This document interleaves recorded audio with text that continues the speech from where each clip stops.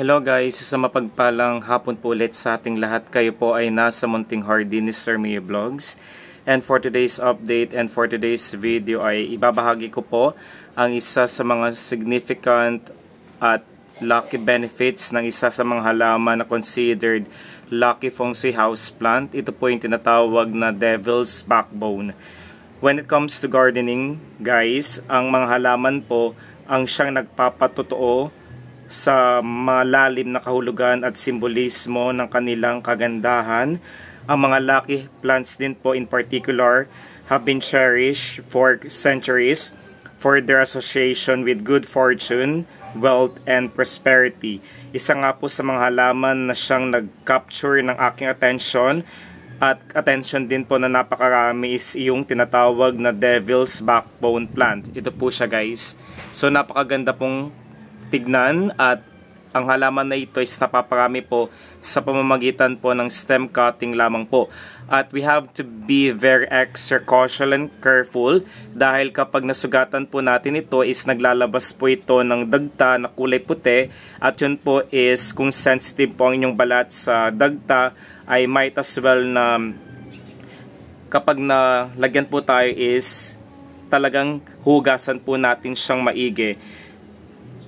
So ano nga ba ang devil's backbone? Ang devil's backbone, scientifically known as Pedilanthus maloides, ay napaka-captivating succulents plant na belong sa halaman na Euphorbiaceae. Ang ganitong unique plant is kanyang fini-feature po ang zigzag stems. So kapansin-pansin po na kapag inyong titignan siya, ang hugis ng kanyang dahon po ay malasigsag, resembling the spiny backbone of a mythical creature. Ayan po siya. Then, ang nagpapaintriga dito sa akin is yung kanyang postura at kaanyuan. Ang kanyang distinctive appearance at vibrant na foliage make it popular choice among plant enthusiasts. Kumbaga, kapag meron ka neto sa inyong harapan, sa harapan na bahay, sa mismong main entrance, ay ito po magsisilbing shield protection sa mga taong gustong gumawa ng hindi maganda sa ating buhay. Ano nga bang cultural significance at simbolismo ng ganitong halaman? Throughout history, ang devil's backbone has been associated po with various cultural beliefs and symbolism po. Sa ibang kultura po, pinaniniwalaan po na ito po is nag-ward off ng evil spirits and protect homes from negative energies. Ang ganitong halaman po is napaka-resilient at ang kanyang ability to thrive in challenging environments have also made it a symbol of strength at yung pagpupursige or perseverance. Ano nga bang other common names ng ganitong halaman? Ang devil's backbone plant goes by many names across different regions. Ang kalimitan pong pangalan niya include Jacob's ladder, second po yung redbird cactus, at yung pangatlo po is Euphorbia tyrocali. Ang ganitong variation po is highlight ang plant's diverse cultural significance and ang kanyang fascination inspired many people kapag magkakaroon ka neto sa iba't ibang lugar ng inyong bahay ay napaka-buenas at napaka-maalwan. Ang ganitong halaman din po is napaka-popular nowadays dahil po sa kanyang superstition at paniniwala po beliefs dahil meron po siyang tinatawag na historical at cultural beliefs. Ang ganitong halaman po is nagpapatotoo dahil kapag meron ka neto is ito po magpropromote ng positive energy at blessing sa inyong bahay.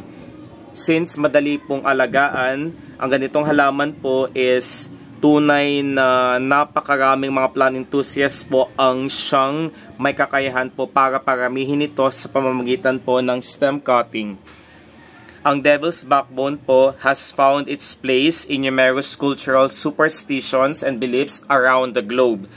From warding off misfortunes, sa pag-aalis ng mga hindi magandang naidudulot nito, yung mga kamalasan po, to attracting wealth and abundance po ang siyang kanyang pinaka-responsibilidad para po linisin ang hangin tanggalin po ang mga hindi kanais-nais na elemento na siyang nagiging sanhi ng pagtatalo ng miyembro ng ating pamilya. At kapag ang halaman na ito is inilagay mo sa mismong main entrance, ito po ang magsisilbing lucky charm para po haltakin ang mga matutumal na blessing na siyang ipagpapasalamat natin everyday. Aside from this, ang associations with wealth, prosperity, at good luck, so marami pong mga naniniwala na kapag meron ka netong devil's backbone plant, siya po ang nagdadala ng financial prosperity at good luck para sa mga taong merong ganitong halaman sa kanilang bahay or tahanan po. At ang ibang kultura naman po, kinukonsider dito as bringer of wealth.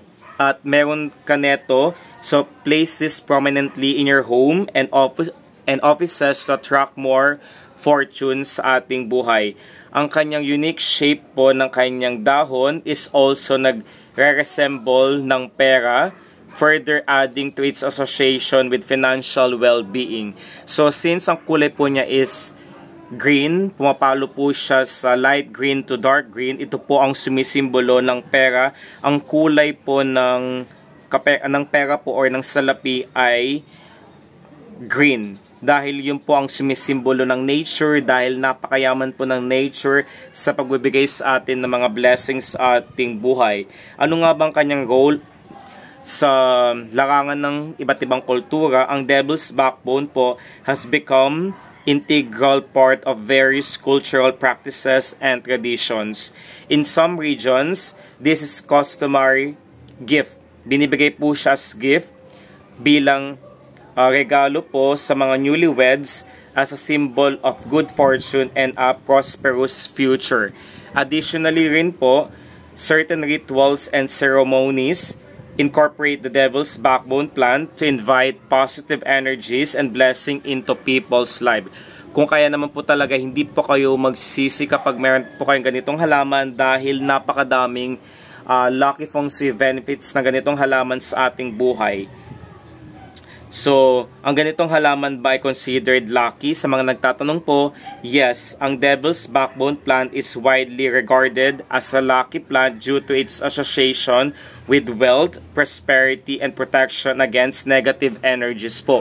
Kapag meron ka neto, sila po ang may kakayahan, napaka-epektibo po sa pagtatanggal ng mga unhealthy vibrations, negative thoughts, anxiety, at yung mga negative flow of energies ay kanyang kino-convert into a positive one.